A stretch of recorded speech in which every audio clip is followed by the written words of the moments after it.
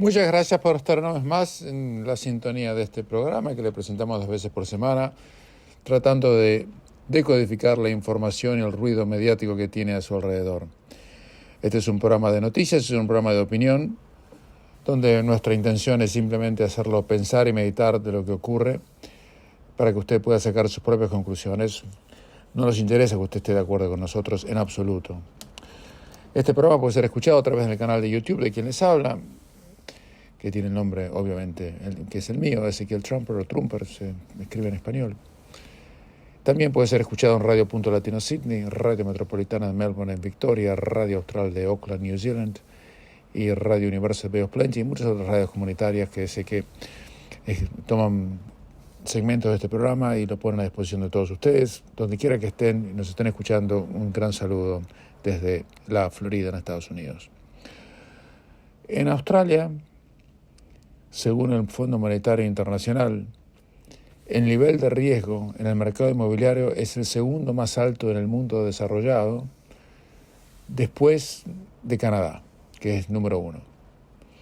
Utilizando un abanico muy grande de indicadores de riesgo, el Fondo Monetario dice que los hogares australianos con hipotecas tienen un riesgo más alto de defaultear en los pagos de las mismas debido al altísimo nivel de deuda que acarrean, el nivel de tasas de interés y el altísimo costo de las mismas.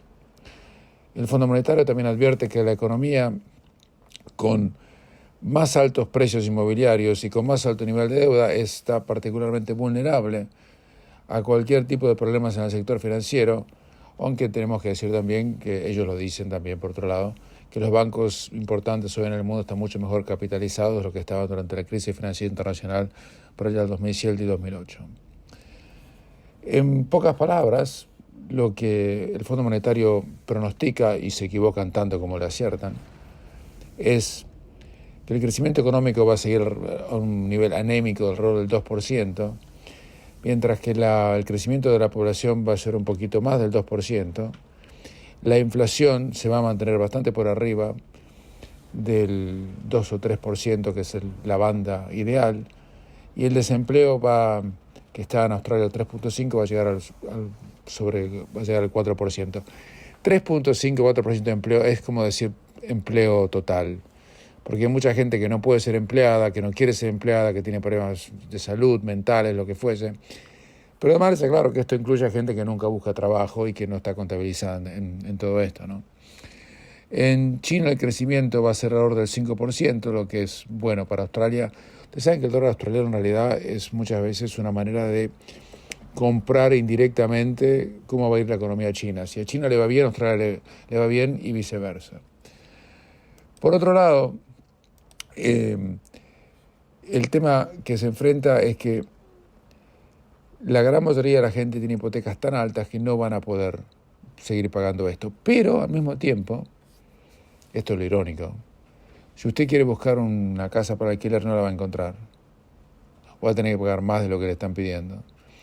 Y el nivel de los precios de las viviendas en Australia ha llegado a su piso y hoy en día están subiendo. ¿Por qué? Muy sencillo. Porque hay más demanda que oferta. Y como Australia abrió una vez más las puertas a la inmigración masiva, esa gente tiene que vivir en algún lado y eso pone presión sobre los precios inmobiliarios, lo que hace que el nivel de las casas hoy no bajen. Es más, hoy están empezando a subir, como les decía en el último programa, y yo creo que esa va a ser la tendencia.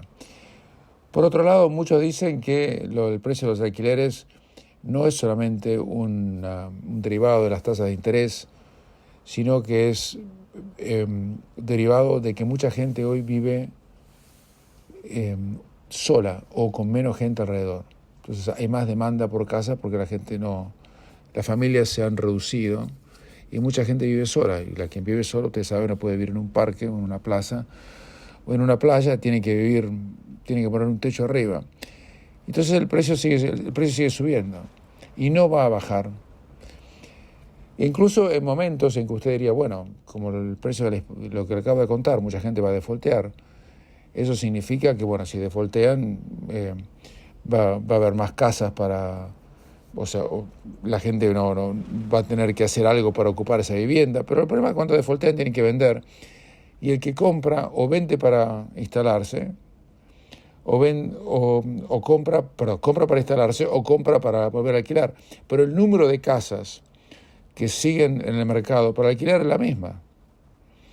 El gobierno dice que van a construir 140, 150 mil casas más. Esa es la política de vivienda, pero el gobierno no es quien tiene que construir vivienda, el gobierno no está para eso. El gobierno tiene que dar incentivos para que la gente construya vivienda. Y hoy la burocracia y el red tape, como se dice en inglés, para poder construir es tremendo. Los costos son brutales y no hay un gran incentivo, entonces mucho no se está construyendo. Pero póngale que se construyan las 140, 150 mil casas que ellos dicen que van a hacer, que obviamente no se construyen de la mañana a la noche. Por más que hagan eso, si siguen abriendo las puertas como tienen que abrir para la inmigración, bueno, va a haber más gente y esa gente va a poner presión sobre el precio de las viviendas y los alquileres. Además, ustedes habrán notado, si no se los cuento, que muchos premios de los estados más importantes de Australia, como Victoria, Queensland y Western Australia, están yendo a China. Dan Andrews, el que sigue insólitamente y fue reelecto insólitamente como premio del estado policíaco de Victoria, fue policíaco durante el COVID, no lo puede negar, no llevó ni siquiera a la prensa. ¿Pero para qué van? ¿Ustedes creen que van para comer comida china? No. Ellos están tratando de que vengan más estudiantes a vivir a Australia, a estudiar en Australia, mejor dicho. Y esos estudiantes tienen que encontrar lugar para vivir y otra vez más presión sobre el mercado inmobiliario, que es el problema más serio que hoy Australia tiene de lejos en su tapete como problema social. Pero claro, mientras el gobierno le está hablando de The Voice, y a eso le cuento qué está ocurriendo en un momento. A pesar de que la gente está preocupada por cosas mucho más acuciantes, como tener un techo sobre la cabeza y un lugar para dormir, y el costo de vida ya ha disparado brutalmente en Australia, las cosas han subido un 30-40%, no el índice de inflación, que está empezando a caer singularmente en los Estados Unidos de a poco, ahora ya está al 5%, y ojo que es un cambio importante, del 5 y pico, porque no demasiado estaba al 7 y pico, no demasiado estaba al 8 y pico, así que está cayendo, de alguna manera está funcionando la receta de la Reserva Federal, que al subir las tasas de interés ha logrado que baje la demanda. El problema es que ha creado un problema que aparentemente es mucho más serio en el sector financiero. Y de eso realmente se está hablando demasiado, en cuanto a que quizás empiecen a hacer una pausa en la medida en que sigan subiendo los problemas en el sector financiero, que yo creo que son mucho más exagerados de lo que parece. Yo no creo que aquí haya un riesgo sistémico, ni de casualidad va a pasar lo de 2007, 2008, 2009, de ninguna manera, pero hay muchos intereses en juego y en que las tasas de interés no sigan subiendo, y por eso hay una especie de scare campaign, o una campaña de terror o de miedo para que el banco no siga subiendo las tasas de interés, que la van a seguir subiendo creo que 1 o 2 veces más y va a llegar hasta ahí. Fíjese que el nuevo índice de aumentos de precio del consumidor en Estados Unidos, que fue un poquitito más bajo de lo que se esperaba, inmediatamente las tasas de interés en el mercado de bonos bajaron. Eso hizo que suba el precio de los bonos, y los bonos del Tesoro, que era la manera en que mucha gente estaba invirtiendo, porque por 6 meses en Estados Unidos uno podía poner la plata al 4 hasta el 5% en algunos casos. Eso es el bono del Tesoro, no en los bancos. Era una inversión muy, muy, muy atractiva, pero el mercado bursátil no lo ha tomado tan mal como pareciera y se está recuperando de a poco, muy tímidamente. Está muy todavía por debajo de los niveles que tenía antes de que empezara la crisis financiera bursátil impulsada por las tasas de interés a principios del 2022, ¿no? Pero en cuanto yo le cuento eso, el gobierno sigue preocupadísimo por el tema de la voz, o The Voice en la Constitución, un tema completamente, sería ancillary, sería en inglés, un tema secundario, un tema que no afecta la vida de nadie. Me acuerdo que allá por el 2008, cuando Kevin Rudd asumió como primer ministro de Australia, todo el mundo hablando de que había que hacer the apology, o la disculpa, que eso era muy importante para los aborígenes, que iba a cambiar esto, iba a cambiar lo otro. Se hizo la disculpa en el Parlamento. Me acuerdo que a principios del 2008 Kevin Rudd habló de eso, le ofreció una ceremonia que algunos consideraban emotiva, yo la miré con cierto escepticismo, les iba a ser sincero, y creo que tenía razón. La disculpa no cambió absolutamente nada, de nada. Pero ahora el gobierno está empecinado en esto. Las élites que no están afectadas por la crisis inmobiliaria ni por la crisis inflacionaria en Australia creen que es lo más importante que pasa en el planeta. La ABC está obviamente en la misma tesitura.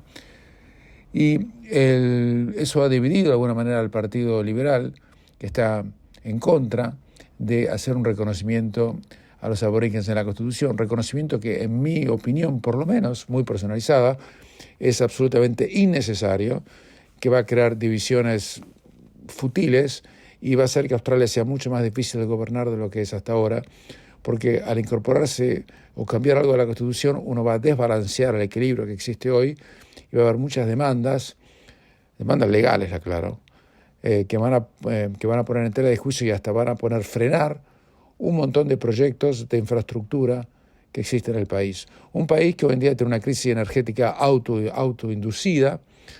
El gobierno laborista está empecinado en seguir cerrando con plantas de usinas eléctricas de carbón. Acaban de cerrar la de Lidl, a pesar de que no tienen nada para suplantarla que sea tan confiable y tan barata como la planta de carbón que tienen allí. El gobierno dice, bueno, vamos a hacer lo posible para que no tengamos pérdidas de energía. Escuchen las palabras, van a hacer lo posible. No le están diciendo que no va a ocurrir. Y todo porque quieren salvar al mundo mientras que China sigue construyendo usinas de carbón. Es absolutamente incomprensible desde la lógica, pero en este caso no es la lógica la que predomina en Australia, sino que lo que está predominando es el fanatismo, fundamentalismo del cambio climático y de la obsesión irracional con con que suban las aguas y que el mundo se inunde. Yo realmente no lo puedo entender. Estaba escuchando una entrevista que dio el expresidente y candidato actual Donald Trump en las últimas horas a un canal de televisión en Estados Unidos, se llama Fox News, donde él decía que el principal problema en el mundo no era el problema del cambio climático, que recién nos íbamos a entrar dentro de 200 o 300 años, sino el problema de la proliferación de las bombas atómicas. Y dijo, cosa que me llamó la atención, que Rusia tiene el mismo arsenal en cuanto a poderío atómico que los Estados Unidos. China no, pero Rusia sí. Y eso es lo que nos debe preocupar para tenerlo bajo control, porque dijo, no sé si las aguas van a subir 30 centímetros de acá a 200 años, pero nos vamos a tener a 200 años. Pero si estalla una sola bomba nuclear, nos vamos a entrar en 2 segundos literalmente o menos, y el mundo jamás va a volver a ser lo que fue. Y que hoy en día, dijo Trump, se puede hacer volar toda la ciudad de Nueva York, dijo él, no yo, con una bomba nuclear que cabe dentro de un maletín. Así que imagínense si eso cayera en las manos equivocadas, y mire que hay muchas manos equivocadas, a muchos psicópatas y locos en el mundo, algunos están en el poder, otros son individuos de a pie, la gran mayoría, y eso puede ocurrir y eso cambiaría completamente la regla del juego. Pero mientras tanto, en Australia, si hoy habría una elección, que no se sabe cuándo va a ser por el tema de la voz, lo más probable es que gane el referéndum y que se haga el cambio de la Constitución, aunque el gobierno en este momento dice que está abierto a la posibilidad de cambiar las palabras en la cuestión, en la pregunta que se le va a hacer a la gente. No sé exactamente, porque no dijeron ellos, cuáles van a ser los términos. Los términos son muy importantes, porque una vez que está la Constitución, las palabras adquieren un significado operativo, no un significado descriptivo, de manera tal que es mucho más complicado. Pero el Partido Liberal está escindido. Uno de sus miembros, un tal Julian Leeser, renunció al Partido Liberal, siendo parlamentario, y se queda en el Parlamento, para hacer campaña por la voz, como si la voz realmente fuera importante. Mire, escúchenlo, porque a mí yo no lo podía creer lo que dijo. Escúchenlo. Are you saying that simply Peter Dutton and his colleagues who disagree with him don't know enough, don't understand enough about the plight of Indigenous people to be in the position that you're in? I'm absolutely not saying that. I mean, Peter Dutton is today in Alice Springs. It's his second or third visit there. I've been to remote communities with him all around the country. He cares deeply about improving the plight of Indigenous Australians, and I support him in his approach to that. But where we disagree is that I believe that the voice in the Constitution can make a difference. Peter and I both support the idea of local and regional voices, but he doesn't believe that the voice should be in the Constitution. That's where the difference is, and that's the reason. It's not just Peter's view, it's the view of our party room and our shadow cabinet, and that's why I resigned yesterday in order to give myself the freedom to campaign for the voice. O sea que el tipo renuncia a la banca parlamentaria para la cual fue electo por un partido solamente para hacer campaña por The Voice, cuando hay 358.343 temas mucho más acuciantes para usted que esta vanidad que no va a cambiar nada para nadie y que va a hacer las cosas peores, en mi opinión, en la Constitución. Hace unos programas atrás le había dicho a ustedes que nos mandaran mensajes acerca de quién está a favor o en contra, cómo van a votar el referéndum. Todos me dijeron que no, excepto una sola persona, que dijo que ella votaría por el sí, que obviamente respetamos. Para que el referéndum sea aprobado, tiene que haber una mayoría de 2/3 en 2/3 de los estados y territorios. O sea, no es por mayoría simple. Pero así como están las cosas y la propaganda del megáfono oficial y privado de las compañías mediáticas, yo creo que es probable que provoque un resultado que sea a favor de The Voice, y lo que va a hacer a Australia mucho más difícil de gobernar en el futuro, en mi opinión. A lo mejor me equivoco, pero no creo. Hacemos una pequeña pausa y continuamos. El mundo hoy es un lugar mucho más peligroso e inestable de lo que era antes de que Biden asumiera la presidencia de los Estados Unidos. Eso es innegable. Durante la presidencia de Trump no hubo ninguna guerra, ni él invadió ningún país, ni nada por el estilo. No sé si es casualidad, eso decídanlo ustedes, pero hoy en día tenemos una guerra crónica en Ucrania que no tiene ningún viso de finalización. No hay ninguna negociación de paz que se conozca. Se está hablando que Ucrania puede quedarse sin armas antiaéreas en un mes, un poco más. No hay ningún cambio en la posición territorial. Putin sigue construyendo y produciendo armas. Occidente cada vez le da menos armas a Ucrania y no sé qué se ha logrado con las armas que se le han dado. Y además tenemos la amenaza, cosa que no teníamos hasta hace poco, de que China se devore a Taiwán. Recuérdese que durante el medio del COVID China se tragó literalmente a Hong Kong, que era un territorio supuestamente independiente y hoy ya no lo es más. Y nadie dijo nada y ni nadie pudo hacer nada. Las divisiones dentro de Occidente son muy serias y lo que llamó la atención profundamente fue los comentarios del presidente de Francia, Macron, sobre Taiwán, que enfadaron enormemente a sus aliados y realmente provocaron la felicidad del presidente chino Xi Jinping. Porque tras semanas de protestas por un impopular plan de reforma en Francia, una cosa ridícula, el presidente de Francia ahora está enfrentando la indignación de los Estados Unidos por su amistoso viaje a China y sobre sus comentarios acerca de la necesidad de que Europa se distancie de Estados Unidos en el tema de Taiwán y otras cuestiones. Las visitas y sus consecuencias han enfurecido a políticos y analistas poniendo de relieve las diferencias entre los planteamientos americanos y franceses sobre China y mostrando una división muy peligrosa dentro de la propia Unión Europea y probablemente haciendo las delicias del régimen chino. La entrevista en cuestión tuvo lugar durante la visita de 3 días a China, que llamó la atención en el mundo por el tono sorprendentemente optimista de Macron, teniendo en cuenta que Beijing aún no ha condenado la guerra de Rusia en Ucrania. Mientras su avión presidencial viajaba de China a la ciudad meridional de Guangzhou, donde tenía reservado un té con el presidente Xi Jinping, Macron respondió a las preguntas de un medio francés y dijo: la pregunta que nos hacemos los europeos es la siguiente: ¿nos interesa acelerar cuando se trata de Taiwán? No. Lo peor sería pensar que los europeos debemos convertirnos en seguidores en este tema y seguir el ritmo de los Estados Unidos y una reacción exagerada de China. Europa, dice Macron, corre el riesgo de quedar atrapada en una crisis que no es nuestra, lo que le impide construir una estrategia autónoma. Y también dijo que Europa corría el riesgo de convertirse en un vasallo de los Estados Unidos y que el continente debería reducir su dependencia a la extraterritorialidad del dólar estadounidense. Todos esos temas de conversación de Beijing. ¿Qué significa esto último? De no usar más el dólar estadounidense como la moneda de reserva del mundo. Ahora, yo digo una cosa, si no van a usar el dólar estadounidense, ¿cuál van a usar? ¿El yuan? ¿Usted pondría sus ahorros en yuan? Yo no lo aclaro. Bitcoin, olvídese, que no tiene ningún valor intrínseco. Eso no lo digo yo, lo dice Warren Buffett, Jamie Dimon, el presidente del JP Morgan y demás. Pero, ¿dónde la pondría usted? ¿En euros? ¿En serio? ¿Qué le queda? El dólar australiano ni se le ocurra. El dólar canadiense son todas monedas subsidiarias. ¿Dónde lo va a poner? China, por otro lado, respaldó la visión de Macron sobre la autonomía estratégica, considerando el concepto como un garrote que puede blandirse para dividir a Estados Unidos de Europa. Y el presidente Biden, mientras, ¿qué hace todo esto?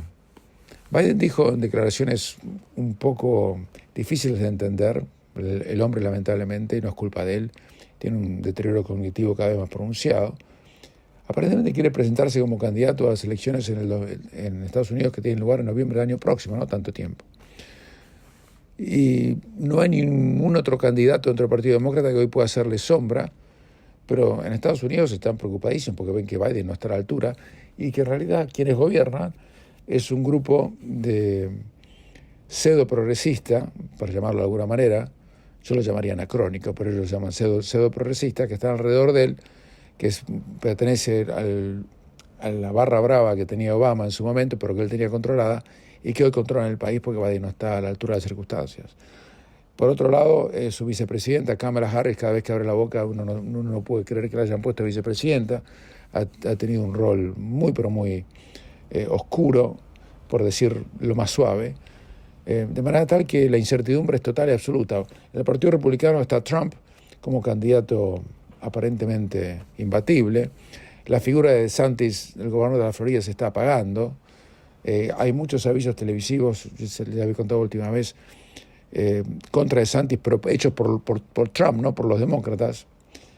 Y además DeSantis cometió, en mi opinión, dos groseros errores políticos. Hizo dos leyes. Una ley donde limita el derecho al aborto a las primeras 6 semanas de gestación. Es una barbaridad. Mucha gente ni siquiera sabe que está embarazada a las 5 o 6 semanas. En la Florida hasta el momento era 15 semanas, como lo es en muchas partes del mundo, incluso la gran mayoría de los países de Europa. 14, 15 semanas, pero 6 semanas es una ridiculez. Sin embargo, en Estados Unidos, desde que la Corte Suprema del país decidió dejar de lado el fallo de Roe vs. Wade, que garantizaba el derecho al aborto en todos los estados como una jurisprudencia que afecte a nivel federal, y dejó en manos la decisión en cada estado. Hay 15 estados de la Unión, de los 50, que ya han adoptado esa ridícula ley. Y por otro lado, DeSantis pasó otra ley absurda que va a permitir a que cualquier persona de toda la Florida pueda ir y comprarse un arma.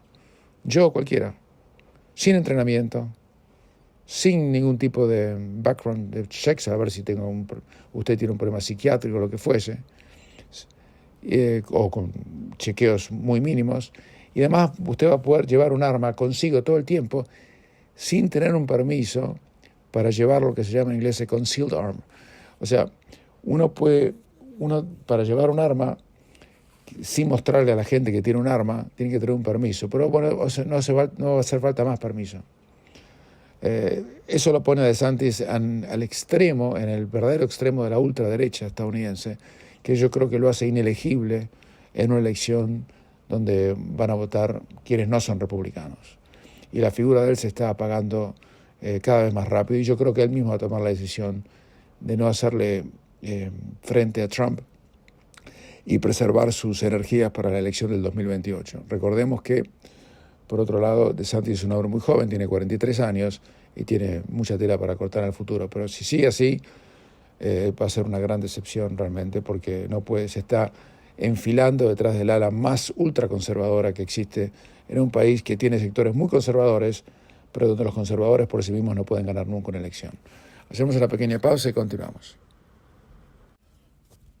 Realmente llamó la atención la decisión de Marcelo Bielsa, o la oferta de los dirigentes uruguayos, de ofrecerle a Marcelo Bielsa la dirección técnica del equipo nacional charrúa. Bielsa estaba retirado, entre comillas, después de su fracaso en la última temporada donde dirigió al Leeds, donde dejó su puesto hace un año y un mes. Después de una buena campaña al principio y una campaña muy mala al final. Y no está confirmado el 100%, pero un 99% de chances de que Bielsa sea el nuevo técnico de Uruguay. Yo tengo mis dudas acerca de que eso vaya a funcionar, pero le deseo lo mejor a todos. Por supuesto, Bielsa tuvo que bajar sus pretensiones, era un técnico carísimo desde ya. En el Leeds ganaba millones y millones de libras que Uruguay no está en condiciones de pagarle ni de casualidad.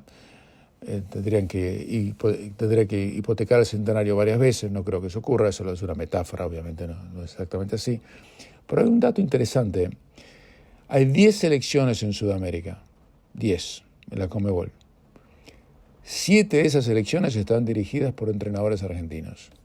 Obviamente Scaloni en la Argentina, Bielsa en Uruguay, Néstor Lorenzo en Colombia, Eduardo Berizzo en Chile, Guillermo Barros Esqueloto en Paraguay, Gustavo Costas en Bolivia y Fernando Batista en Venezuela.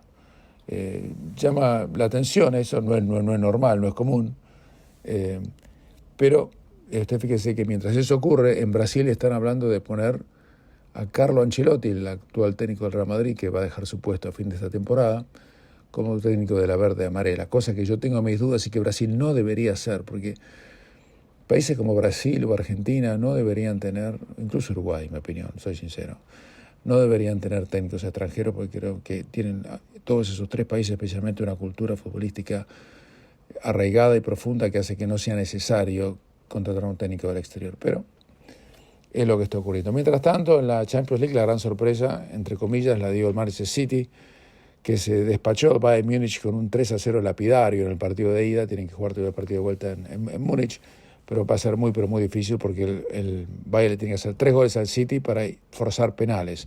No 3 goles, sino forzar una diferencia de 3 goles para ir a penales, lo que uno lo ve complicado. También llamó la atención el triunfo del Inter de Milán, que le ganó 2-0 de visitante al Benfica, sin jugar demasiado bien, pero le ganó. Y ahora tienen que jugar el partido de vuelta en Milán. Ustedes fíjense que hay 3 equipos italianos en los cuartos de final de la Champions. 2 juegan entre sí, el otro es el Inter. Y si el Inter le gana el partido de vuelta al Benfica, eso significa que uno de los finalistas de la Champions va a ser italiano, pase lo que pase, porque el ganador de esa llave entre Benfica e Inter juega contra el ganador de la llave entre el Milan y el Napoli en la semifinal, de manera tal que uno va a tener que ser italiano irremediablemente. No tenemos todavía el resultado del Chelsea cuando estamos transmitiendo este programa, el Chelsea contra Real Madrid. El Chelsea está 11º o 12º en la liga inglesa, un desastre, una campaña pésima. Echaron al técnico, el segundo técnico que echan este año. Pusieron de vuelta a Lampard, que ya había fracasado y que fracasó estrepitosamente también en el Everton, y después de haber gastado 600 millones de libras, no tienen equipo, realmente un desmadre total y absoluto, y se enfrentan contra un Real Madrid que viene de perder frente al Villarreal, pero que en la Champions el Real es otra cosa, así que en el próximo programa les voy a contar qué es lo que ha pasado.